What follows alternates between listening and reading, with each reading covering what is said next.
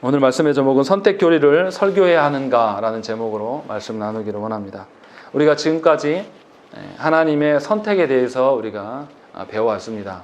신자가 구원받음은 신자의 행위로 인함이 아니라 하나님이 선택하셨기 때문에 성령 하나님께서 그의 심령 가운데 역사하시고 그 성령 하나님의 역사로 말미암아 그리스도를 보게 되고 그리스도를 알게 된 자가 온전히 그리스도만을 의존하게 되고 죄를 미워하고 우리의 죄에 대해서 슬퍼하는 영혼들이 드러나고 또 하나님께서 주신 인생의 사명을 따라 살아갈 수가 있다.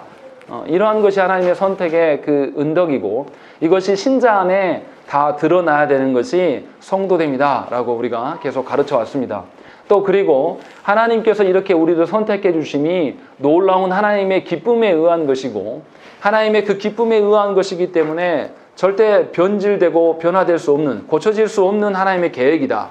그렇기 때문에 우리는 하나님의 선택을 근거로 말미암아 우리의 구원의 확신을 누릴 수가 있으며 우리 안에서의 확신이 아니라 삼위 하나님 안에서의 확신을 찾기 때문에 우리의 구원이라는 것은 안정적이고 신자가 삶이 요동하더라도 하나님의 선택하신 그것 때문에 우리가 요동하지 않고 진정한 하나님이 주시는 샬롬을 누릴 수 있다라는 것이 지난주까지 우리가 계속 설교해왔던 내용들의 요약입니다. 그러면 이렇게 복잡하고 이것에 하나님이 주신 선택에 대해서 정말 교회에서 가르쳐야 되는가? 이제 이 부분이 나타납니다. 하나님의 선택과 유기를 다른 말로 이야기하면 예종론이라고 이야기를 합니다. 그런데 이 예종론에 대해서 굉장히 많은 그 도전과 많은 공격을 받아온 것이 사실입니다. 왜냐하면 하나님이 누구는 선택하고 누구는 선택하지 않았다라고 생각하면 어떤 일이 일어납니까? 하나님이 나를 선택했기 때문에 나는 방종해도 되는 것인가? 라는 문제. 또 하나님이 나를 선택하지 않았기 때문에 나는 그냥 내 마음대로 살 것인가? 어떤 이런 식으로 하나님의 예종론이 신자를 거룩하게 하는데 장애 요소로 자리 잡게 되고 결국은 예종론은 교회 안에서 가르쳐서는 안 될 것이다 라고 공격을 많이 받아왔습니다. 그래서 어떤 자들은 예종론을 가르치게 되는 것은 결국은 성도들을 방종하게 하게 되고 성도들이 더 거룩하게 살아가는 것에 대해서 장애가 된다 해서 예종론을 가르치지 말라라고 주장하는 자들이 실제로 있습니다. 신천지는 어떻게까지 이야기하냐면요. 칼빈의 예종론이 성경적이지 않은 것인데 칼빈이 이 예종론을 이야기해놓고 수정할 수가 없어서 이것을 성도들한테 강요하고 이것을 근거로 말미암아서 개종하기를 원했다라는 것이죠. 그래서 개종하지 않는 자는 학살까지 했다라고 하면서 거짓 선동을 하고 있는 것이 우리 시대의 이슈입니다. 실제로 이것에 대한 글들과 공격들이 최근에 많이 일어나고 있어요. 그래서 이 글들을 보고 넘어간 사람들이 칼빈의 예종론이 뭔가 문제가 있는 것처럼 우리 신앙 고백서에 나타난 하나님의 선택과 유기가 뭔가 오해가 되는 것처럼 이야기를 하고 있다는 것이죠. 알미니안들도 어떤 마음을 갖고 있냐면 하나님의 선택 교리가 분명히 성경에는 나타난다. 그러나 선택의 그 교리가 있다고 해서 이것을 설교해서는 안 된다. 왜냐하면 이것을 이해할 사람이 다분히 적기 때문에 설교하면 더 오히려 좋지 않은 결과를 가져온다. 이렇게 주장하면서 교회 안에서 선택 교리를 가르치는 것을 이 알미니안들은 막습니다. 그래서 침례교 일부 교회들은 하나님의 선택과 유기에 대해서 가르치지 않습니다. 그러니까 분명히 성경에서 하나님의 선택에 대해서 이야기를 하고 있고 특별히 어거스틴과 칼빈이 하나님의 이 선택과 유기 교리에 대해서 설명을 잘 해놨는데 역사적으로 이 예종론에 대해서 어떤 식으로 공격하냐면 성경에 없는 이야기를 칼빈과 어거스틴이 너무나 그 사변적인 사고로 말미암아서 계속 생각에는 논리일 뿐이지 사실은 이건 합당하지 않다라고 이렇게 공격을 한다는 것이죠. 그러면 이제 우리의 태도는 어때야 되냐? 우리 입장은 뭐냐 도대체? 이 하나님의 선택 교리를 어떻게 봐야 될 것인가 생각을 해봐야 한다는 것이죠. 왜 이런 하나님의 선택 교리에 대해서 불신과 오해들이 생겨났을까요? 여러분들은 하나님의 선택이라는 말을 들었을 때 어떤 마음이 드십니까? 하나님의 선택이 그로 말미암아 나에게 구원이 있었고 그렇기 때문에 하나님의 선택하심이 나의 구원에 대한 근거이고 나의 감사거리로 여겨지는 것인가? 아니면 하나님이 선택하셨기 때문에 내가 이제 할 게 없다. 하나님 다 하셨으니까 나는 그냥 누리고만 살란다. 이런 방식으로 다가오시는가를 한번 생각을 해봐야 되는 거죠. 이것과 어떤 것이 연결이 되냐면요. 성경을 어떻게 볼 것인가가 연계됩니다. 이게 무슨 말이냐면 역사적으로 성경을 어떻게 바라보느냐에 따라서 신앙과 교회의 정체성이 흔들렸어요. 성경을 우리는 어떻게 바라봅니까? 성경을 뭘로 보죠? 하나님의 말씀, 오류가 하나도 없는 하나님의 말씀으로 봅니다. 그런데 어떤 교단들이나 어떤 또 다른 분들은 어떻게 해요? 성경을 그렇게 봅니까? 아니요, 그렇게 보지 않아요. 성경을 하나님께서 주신 말씀이긴 하지만 이 성경이 쓰여지는 그때 당시 그 사람들에게 말씀이고 이것이 다시 우리의 말씀이 되려면 성령님의 영감에 의해서 우리가 신일 합의를 해야 된다. 이런 식으로 주장하는 교단들이 우리가 하는 통합 측이나 어떤 자유주의 신학을 하는 사람들의 생각이에요. 그러니까 성경 안에는 하나님의 말씀도 있지만 뭐도 있다? 어떤 사람들의 체험의 고백도 있다. 이렇게 보는 거죠. 이게 비슷해 보이는 것처럼 들려줄 수 있습니다. 그런데 전혀 다른 입장이 되는 거죠. 왜냐하면 성경을 어떻게 보는 거죠? 내 입장에서 다시 이거를 필터링 한번 해야 돼요. 그래가지고 이것이 내 안에 살아 움직일 때의 성경이라고 보는 거죠. 이게 굉장히 은혜롭고 성경적으로 들려줄 수 있지만 성경 그대로의 것을 받아들이지 않고 누구 입장에서 생각하는 것이죠? 내 입장에서 다시 한번 해석을 해봐야 된다라고 보는 거예요. 그래서 성경 해석에 대해서 성경 비평학자들이 생겨나는 거죠. 역사적 비평이나 어떤 방법들을 통해서 성경을 하나님의 입장에서 하나님의 주인 되심을 인정하면서 보는 것이 아니라 내가 내 입장에서 성경을 보려고 한다는 거죠. 그러면 차이가 생겨납니다. 하나님의 온전한 말씀, 무오한 하나님의 말씀으로 보는 사람들은 성경을 어떻게 대하겠어요? 하나님의 말씀으로 대하니까 그 앞에서 겸손할 수밖에 없죠. 그런데 성경을 우리가 뭔가 우리 입장에서 다시 재해석해야 되고 성경에서 하나님 말씀 아닌 것들은 걸러내야 돼요. 그러면 이 사람은 어떻게 성경을 대하겠습니까? 연구하는 태도로 자기가 주도권을 쥐고 자기 입장에서 이 성경을 바라보면서 해석을 하려고 하겠죠. 그러면 똑같은 성경을 놓고도 입장 차이가 완전히 달라지는 것입니다. 그래서 성경을 하나님의 말씀으로 보지 않고 사람이 성경을 판단하려고 하는 그런 태도가 드러난다는 거죠. 사실은 우리는 어떻게 해야 됩니까? 성경이 온전한 하나님의 말씀이라고 하면 우리는 어떻게 해야 되죠? 누가 판단해야 됩니까? 성경이 나를 판단하는 그런 입장으로 봐야 돼요. 그러니까 성경을 바라보면서 뭔가 내가 건질 게 없나, 성경을 바라보면서 나에게 유익되는 게 없나, 이런 관점으로 보는 것은 어떤 거죠? 내가 성경을 판단하는 입장이에요. 그런데 성경이 나를 판단하게 한다는 것은 성경의 기준에 내가 부합한 인간인가, 성경의 기준에 의해서 내가 얼마나 어긋나 있는가를 보려고 하는, 그러니까 성경을 통해서 나의 뭐가 드러나는 거죠? 나의 죄가 드러나고 나의 연약함을 발견하는 이것이 드러나는 거죠. 이것이 성경을 바라보는 입장차로 인해서 엄청난 다른 결과를 가져오게 된다는 것이죠. 그러니까 성경을 온전한 하나님의 말씀으로 보느냐, 그래서 하나님 앞에서 겸손한 자세로 나아가느냐, 아니면 성경의 일부는 사람의 말이고 또 믿을 수 없는 말이기 때문에 내가 볼 때에 유익한 거나 내가 볼 때 필요한 것만 발제해서 볼 것이냐라는 것은 신앙이냐 아니냐로 결정 지을 만큼 큰 문제가 된다는 것입니다. 그런데 놀랍게도 기독교 안에도 이것이 찬반이 있어요. 그래서 어떤 교단들에서는 성경 있는 대로 보지 않습니다.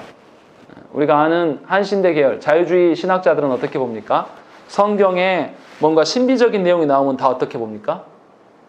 신화화로 봐요. 이거 진짜 그랬던 게 아니라 신화다. 삼위 하나님을 높이려고 하다 보니까 없는 이야기를 신비적으로 써놓은 거야. 이렇게 보는 거죠. 그러면 이것을 다 걷어내요. 그러면 예수 그리스도에 대한 이야기도 예수님이 신비적으로 무리를 걸으시고 태풍을 잠잠케 하시고 뭔가를 치유하신 사건들 다 빼요. 그럼 뭐만 남습니까? 뭐만 남겠습니까? 예수님이 약자 편을 들어줬다. 예수님이 사회개혁을 운동을 했다. 이런 거밖에 안 남는 거예요. 그러니까 이 자유주의 신학자들은 뭐만 하는 거죠? 하나님 나라를 세워간다는 것은 어떤 개념인 거죠? 사회운동하고 사회의 부조리를 깨끗하게 하는 것이 그 사람들의 사명이에요. 그래서 우리가 아는 문익환 목사나 어떤 이런 계열의 목사들은 그 일들만 평생 하다가 가는 거죠. 근데 하나님 나라라는 것은 그런 개념이 아니죠. 하나님의, 우리가 소리문답 시간에도 나눴지만 하나님의 통치를 받는 거예요. 하나님 다스림을 받는 거죠. 그러니까 하나님의 어떤 말씀의 언약의 기준들로서 우리가 살아가는 거예요. 사회를 개혁하고 사회의 부조리를 세우려고 하는 그런 목적이 아니라 하나님의 질서대로 우리가 살아감으로 인하여서 하나님이 주신 영역들이 하나님의 질서대로 세워져 가는 것을 보게 하는 것, 이것이 우리의 입장이라는 것이죠. 그러니까 성경을 어떻게 보느냐에 따라서 그 사람들의 신앙의 양태가 완전히 달라집니다. 그러니까 신자의 정체성을 하나님의 말씀 고스란히 그대로 받는 자로서의 신자인 것인지, 아니면 사람의 형편 따라서 사람의 필요를 채워주는 책을 성경으로 보는 것이냐에 따라서 완전히 입장이 다른 거죠. 보세요. 성경을 온전한 하나님의 말씀으로 보는 사람의 입장이면 예배 드리는 시간에 다른 일을 대체할 수 있겠습니까? 그렇게 못해요. 할 수가 없어요. 그런데 성경을 사람의 필요를 채워주고 사회개혁 운동을 하는 것으로 성경을 바라보는 사람들은 어떻게 해요? 예배 시간을 다른 걸로 대용해도 됩니다. 그래서 통합적 교회들에서 뭐 합니까? 새벽 기도할 때, 다 그렇진 않지만 일부 교회들에서 뭐 하냐면 말씀이 없는 새벽 기도를 합니다. 한 번도 안 보셔보셔서 신기하죠? 오면 음악 틀어놓고 찬양 막 부르고 뜨겁게 분위기 만든 다음에 그냥 기도하다 가라 그래요. 그럼 편할 것 같아요. 저도 설교 준비 안 해도 되니까. 근데 그것이 정말 기도고 그것이 하나님 말씀하시는 모임이냐? 그렇지 않다라는 거죠. 그러니까 통합적 교회들은 뭐도 합니까? 주일날 예배를 빼먹고 뭐예요? 체육대회도 하고 사람들의 필요를 따라 하고 싶고 다 해요. 그러니까 성경을 어떻게 보느냐에 따라서 교회의 신앙생활의 양태가 완전히 달라집니다. 그러니까 우리 교회를 찾아온 사람들이 우리 입장은 성경 안에 하나님의 말씀, 모호한 하나님의 말씀으로 보기 때문에 우리는 예배 드려야 되고, 우리가 잘 이해되지 않고 어색해도 하나님의 입장에서 봤을 때 이것을 해석해야 돼요. 그렇게 바라볼 수밖에 없는 거예요. 그러니까 예배가 딱딱하고 이해가 안 되고 이렇게 느껴질 수밖에 없어요. 근데 이렇게 우리가 하고 있는데 그렇지 않은 성도가 와서 우리 교회에 와가지고 다른 면모를 보고 뿌리를 내린다는 건 사실 어려운 이야기입니다. 제가 무슨 말씀을 드리려고 하는 거냐면 성경을 어떻게 볼 것이냐, 이것이 너무나 중요하다는 거예요. 신자에게 있어서. 그냥 있어도 되고 없어도 되는 것, 또 아니면은 성경 하나님의 그 마음대로 살아가는 것보다 내 편리대로 내 유익되는 것을 얻기 위해서 성경을 보는 것이냐, 요 차이가 나는 것이죠. 그러니까 한국 교회 안에서 유행하고 있는 것들 잘 보세요. 성경을 가지고 뭐 아들 낳는 법 뭐 이야기하는 뭐 그런 사람들도 있고, 성경을 가지고 경제적 원리를 이야기하는 그런 사람들도 있고, 성경을 가지고 자녀 양육법에 대한 이야기를 하는 사람들도 있고, 너무나 많은 어떤 그런, 이게 다 뭡니까? 하나님 말씀으로 인정하지 않아요. 누구 입장에서 말하는 거죠? 자기 입장에서. 자기 입장에서 이 성경을 바라보고 사람의 유익되는 것이 있어야지 성경으로 보는 관점, 이것이 굉장히 무섭다라는 것이죠. 같은 원리로 놓고 우리가 이야기했을 때 선택 교리가 왜 교회 안에서 잘 설교되지 않을까요?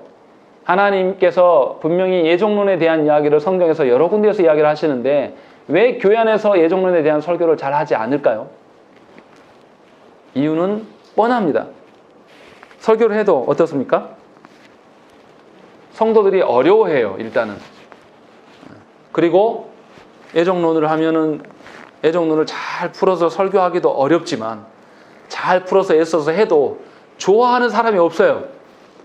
그러니까 안 하게 되는 거죠. 그리고 실제로 예정론에 대해서 여러분들이 얼마나 아십니까? 들어보셨어요? 지금 우리가 도르트 신조하기 전까지 이렇게 하나님의 선택에 대해서 이렇게 매 주마다 면밀하게 이렇게 보고 저렇게 보고, 저도 설교하기 너무 힘들어요. 내가 왜 도르트 신조 이거 설교를 한다 그랬을까 막 후회될 때도 있어요. 이거 설교 준비하면서. 왜냐하면 너무 선택에 대해서 다각도로 설명을 하니까 배우는 것도 있지만 너무나 힘든 부분도 있다는 거죠. 그만큼 우리가 하나님의 선택과 하나님의 유기에 대해서 집중적으로 그 원리를 파헤치고 들어본 적이 없다는 것이죠. 이것이 왜 그러냐? 사람들이 좋아하는 입장에서 늘 우리가 살아왔기 때문에, 또 그렇게 설교를 해왔고 그렇게 들었기 때문이라는 것이죠. 그런 점에서 저와 여러분들이 입장과 태도를 달리해야 된다는 것이죠. 분명히 설교는 뭐 하는 것입니까? 설교자는 뭐 하는 사람이에요? 하나님의 말씀을 대언하는 자지, 자기가 각색해서 자기만의 어떤 스피치 능력으로 사람을 현혹하고 사람들의 인기를 누리는 자가 설교자가 아니에요. 그러니까 여러분들이 이렇게 하면 안 돼요. 제가 부목사일 때 항상 꿈꾸는 게 뭐냐면 이런 거죠. 내가 설교하면 사람들이 많이 은혜 받고, 내가 설교를 안 하면 사람들이 다시 조 목사님 설교를 듣고 싶다.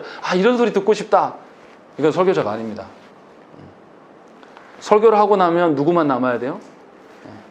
삼위 하나님의 말씀으로만 남아있는 것이지 사람의 어떠함으로 나오면 안 돼요. 그러니까 설교자가 온전하게 성경에서 말한 대로 설교해야 되는 것이죠.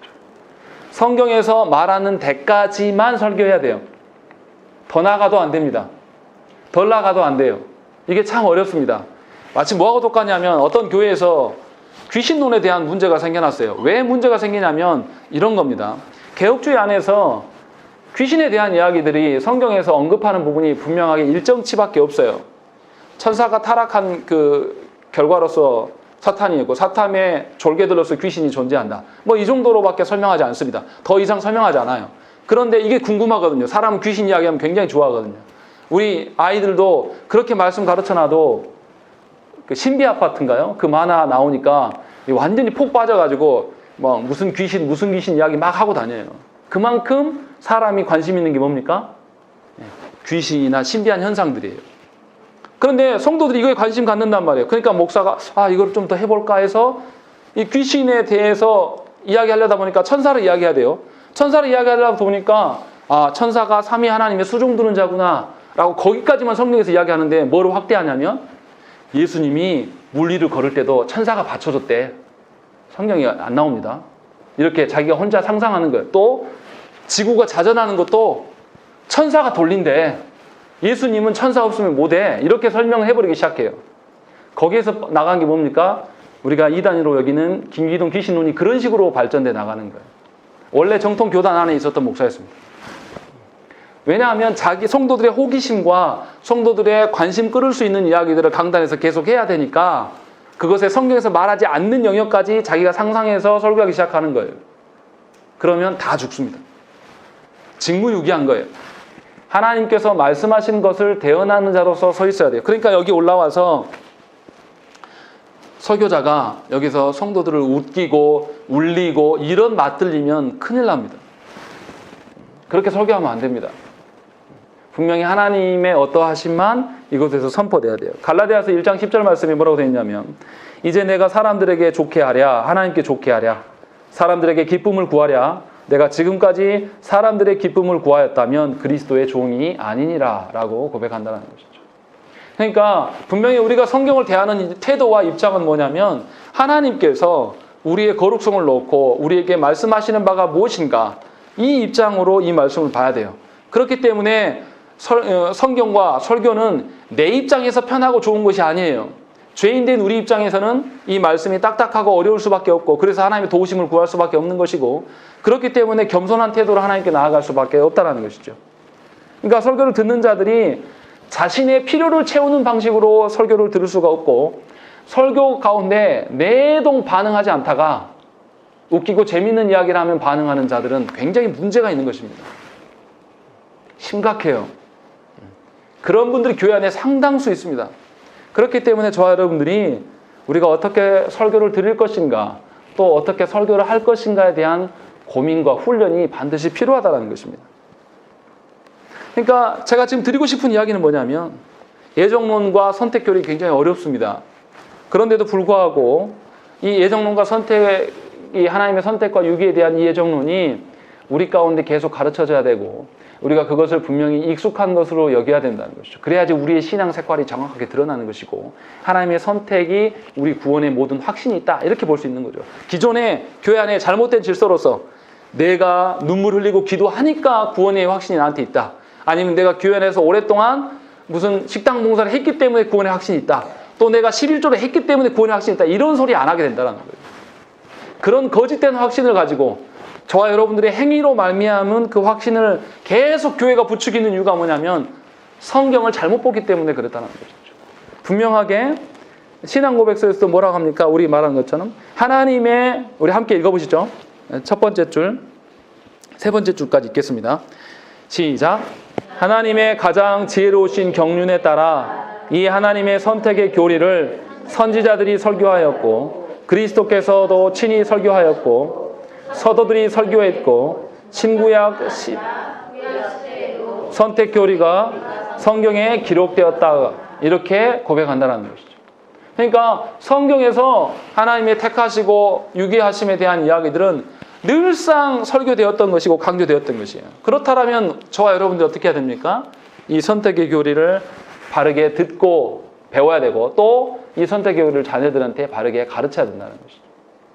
그러니까 도르트 신조를 통해서 보니까 우리가 선택의 교리에 대해서 너무나 직무유기했다. 저는 설교자로서 그런 생각이 많이 들고 또한 이것이 낯선 것이 되지 않도록 더 열심히 설교해야 된다라는 생각이 든다는 것이죠. 하이델베르그 요리문답에도 뭐라고 되어 있으면 뭐라고 되어 있냐면 하이델베르그 요리문답 7주일 22문에 보면 이렇게 되어 있습니다. 문제가 이겁니다.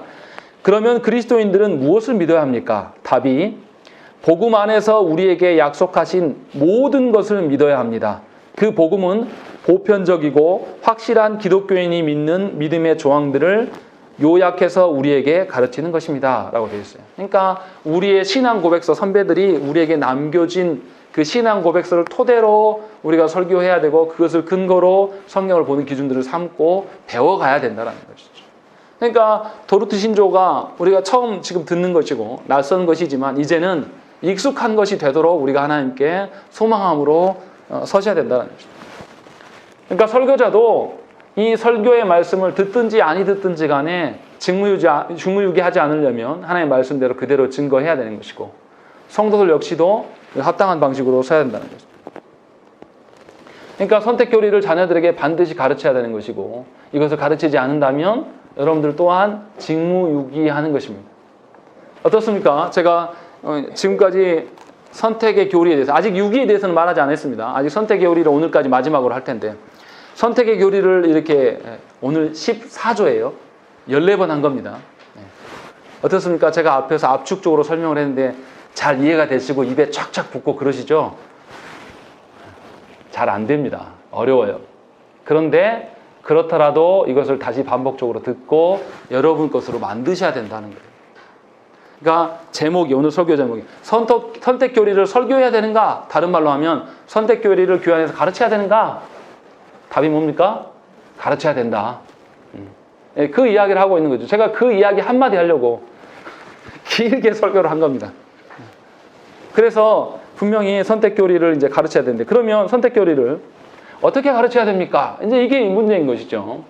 앞에서 다 했던 이야기예요. 첫 번째는 오늘 그 네 번째 줄 보시면 14조에 보면 그러므로 만약 지극히 존귀하신 분의 길을 호기심으로 엿보는 것이 아니라 라고 되어 있습니다. 분명히 사람의 호기심으로 이 선택 교리를 대해서는 안 됩니다. 하나님께서 말씀하신 의도대로 우리가 따라가는 입장에서 선택 교리를 봐야지 내가 궁금한 방식으로 선택 교리를 대해서는 안 된다는 것이죠. 왜냐하면 선택의 교리는 우리의 이해 정도를 뛰어넘는 교리예요. 우리가 다 이해할 수 없습니다. 지금까지 우리가 14번 설교를 15번 설교를 했는데 오늘까지 15번 설교를 하고 있는데 하나님이 왜 선택하셨는지 압니까? 하나님이 누구는 선택하고 누구는 선택하지 않으신 거 몰라요. 한 번도 말한 적 없어요.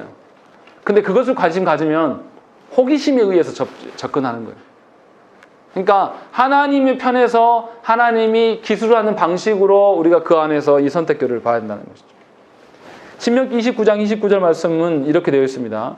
감추어진 일은 우리 하나님 여호와께 속하였거니와 나타난 일은 영원히 우리와 우리 자손에게 속하였나니 이는 우리에게 이 율법의 모든 말씀을 행하게 하심이니라 라고 되어 있어요.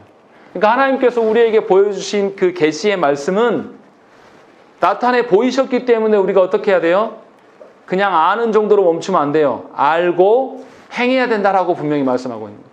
신명기의 말씀이 어떤 말씀입니까?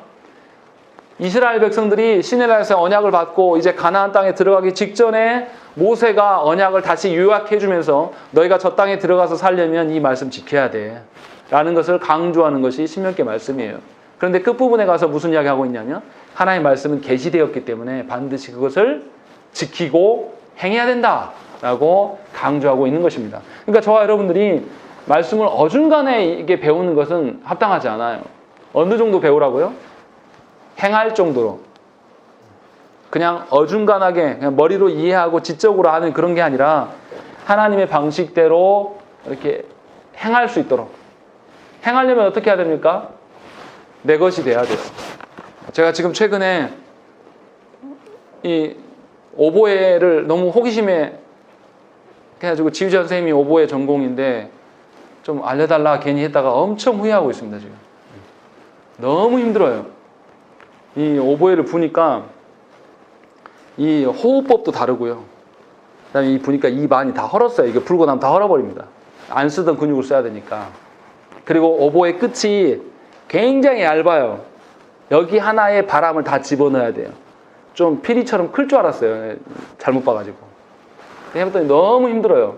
근데 이것이 자유자재로 제가 유튜브에서 동영상을 봤는데 중국에 여자애 둘 한 9살 정도 먹은 애들이 있는데 너무 쉽게 불러요. 막 몸을 흔들어 가면서 막 둘이 너무 지금 제게 안 되니까 힘든 거죠. 제가 무슨 말씀 드리려고 하는지 다 아실 거예요. 하나님의 말씀이 어색하고 여러분들한테 이질감이 일어난다는 것은 여러분이 하나님의 말씀 앞에 그동안 친숙하지 않았다는 증거입니다. 그래서 분명히 하나님의 말씀이 우리의 일상이 되고 하나님의 말씀의 기준들이 우리의 삶의 근거가 되도록 우리가 써야 된다는 것이죠.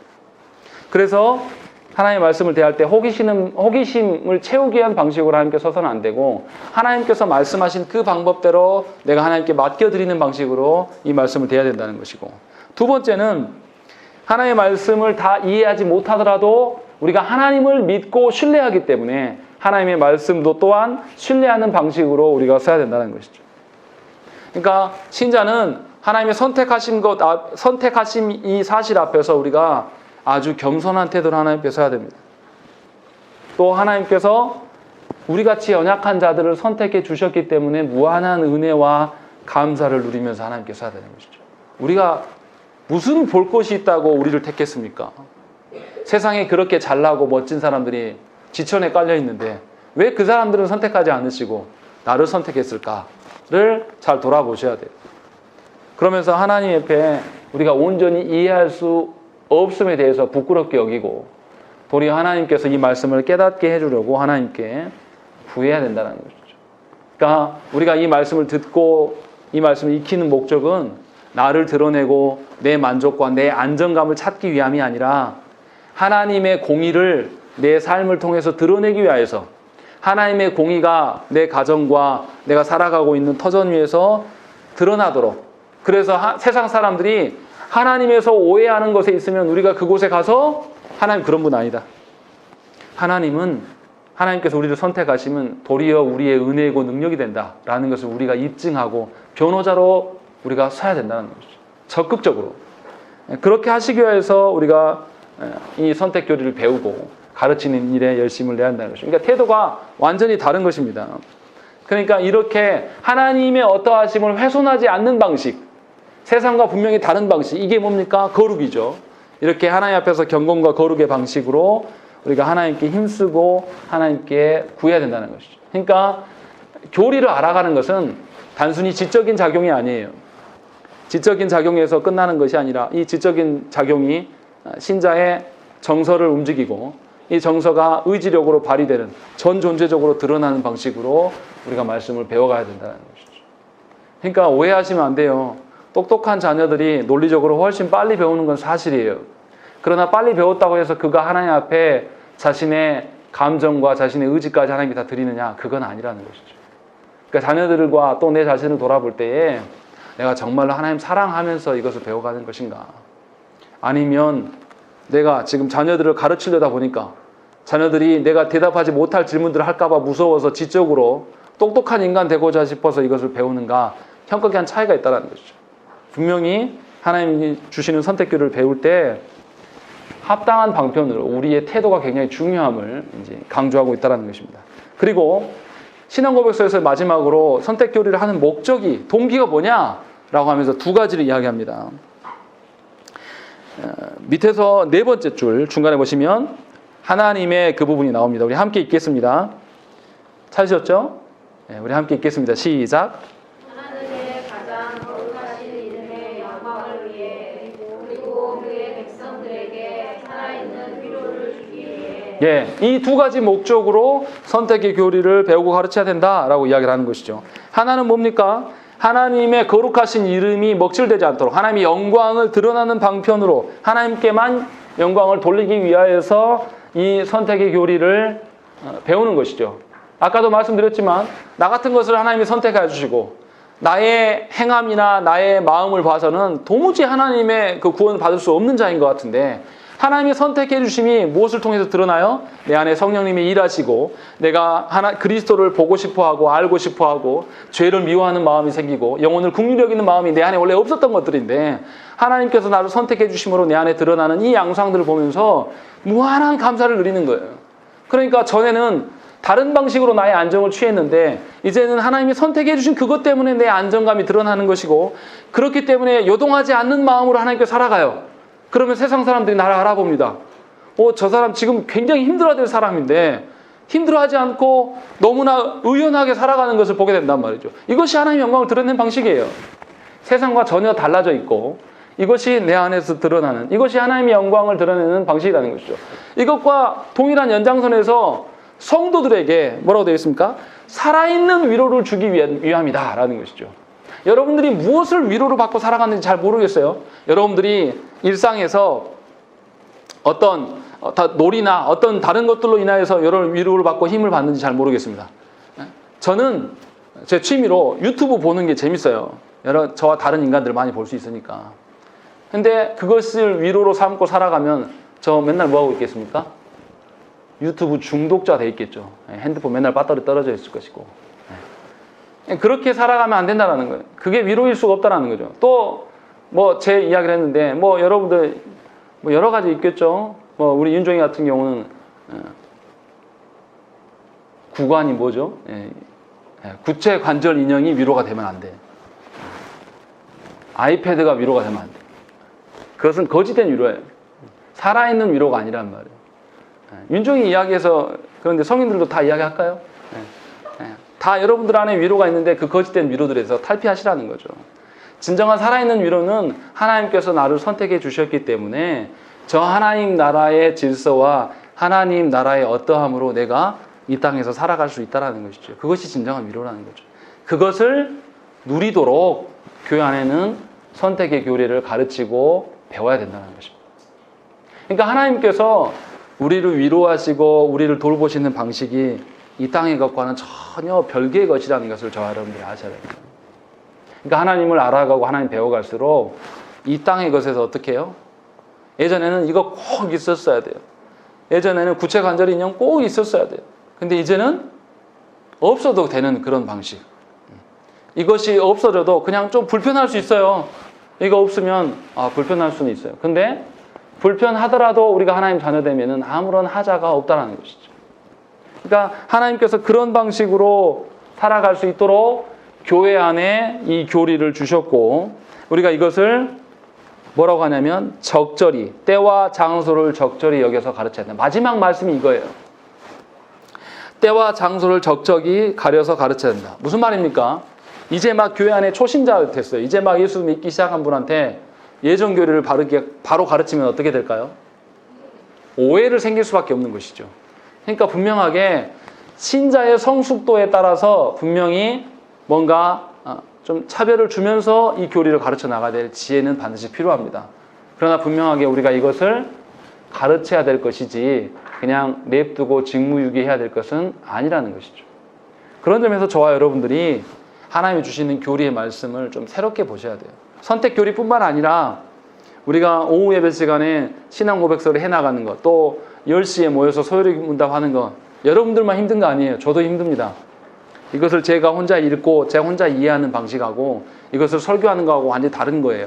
그래서 힘들어요. 그러나 목사의 직무가 그거기 때문에 저는 그걸 하는 것이고 또 여러분들도 목사가 그걸 설교하기 때문에 할 수 없이 들어주는 방식으로 여기 계시면 안 된다는 것이죠. 분명하게 그 하나님의 교리의 말씀을 잘 습득하여서 이것을 가지고 우리가 삶을 살아낼 수 있도록, 그래서 여러분들이 정약교회 성도다 그러면 아, 선택이 우리의 위로다 라는 그런 고백들이 드러나야 돼. 저는 그런 거를 꿈꿉니다.